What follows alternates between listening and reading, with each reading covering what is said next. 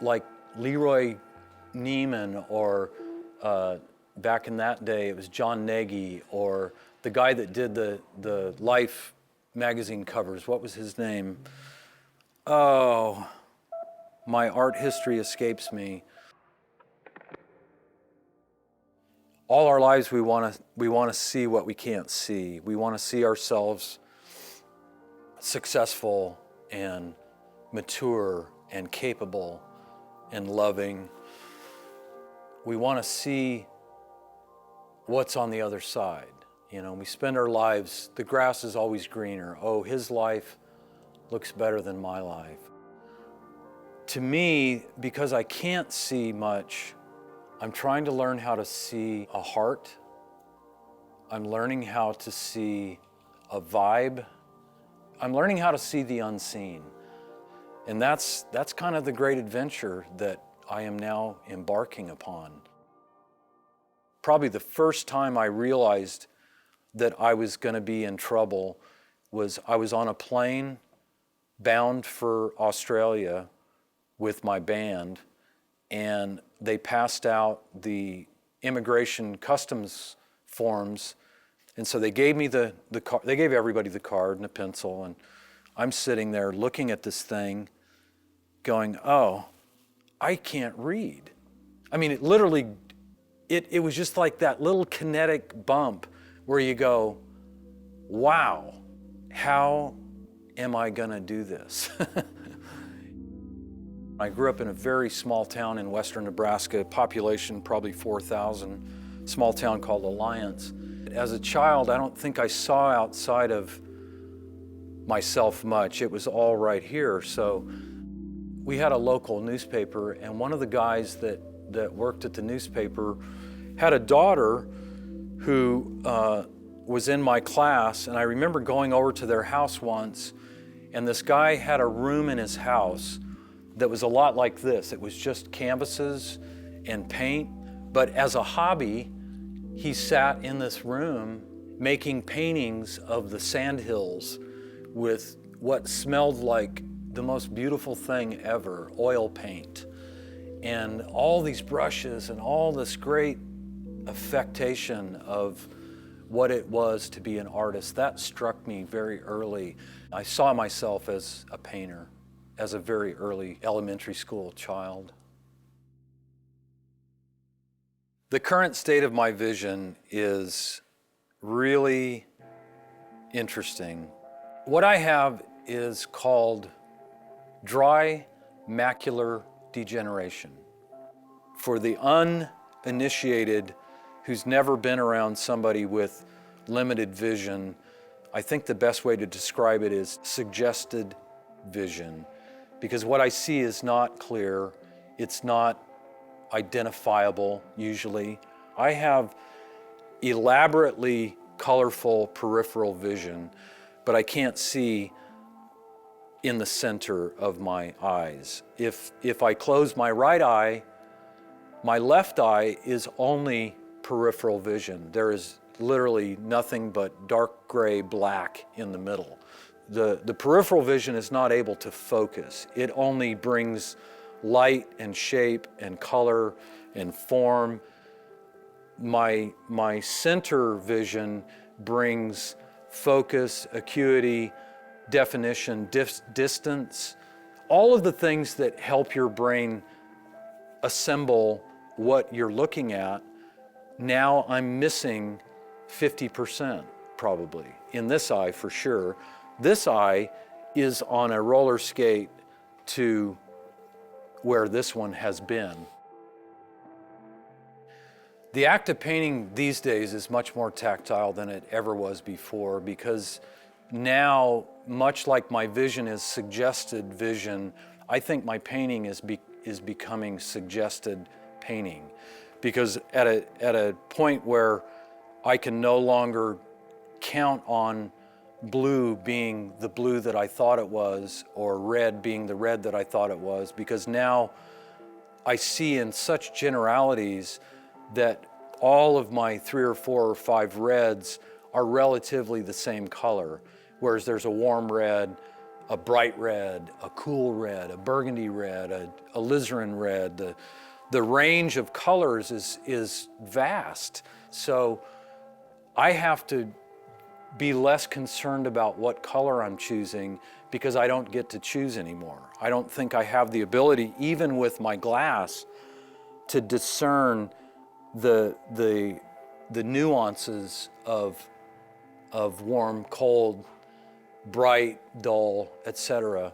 So for me, picking up a brush, dipping it in a color is only two of the hardships. The third one is putting it on the page where it's supposed to go. So figuration for me is going to be turning into abstraction and gestural art as opposed to being able to paint refined detail.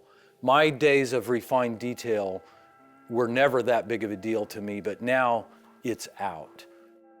The ephemeral in the world is becoming more or less my playground.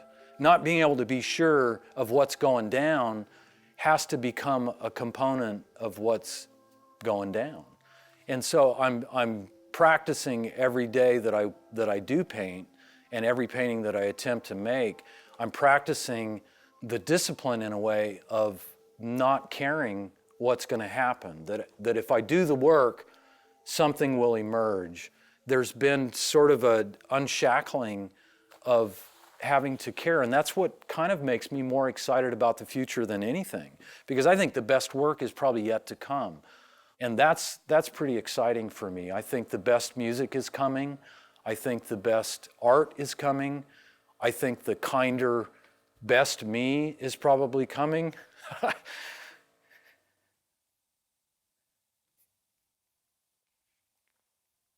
It sounds so final, but it's not, because even my condition is moving. I'm noticing changes every couple of weeks. I can see a little bit less, and I'm curious about the end game, because my physician tells me the facts are this disease has a fairly reputable trail that we can follow. And the trail that we have followed so far in science is that it doesn't leave you blacked out blind. That's great news. But what it does leave you is super confused from a physical standpoint. So I'm trying to turn that confusion into something less confusing for me and hopefully edifying for others. As an 18-year-old newly born-again Christian, the pastor at that church one day invited me to look in on his blind mother once a week, to read to her and maybe help her with lunch once a week. So I did that for almost a year. 40 years later, I can look back and go, wow, I'm so glad to be with someone and to help someone who was fairly helpless in terms of sight. It informs who I think I can be as a less sighted person. It's interesting, those little pockets of history in your life that show up unexpectedly along the way to help you grow and become a better you.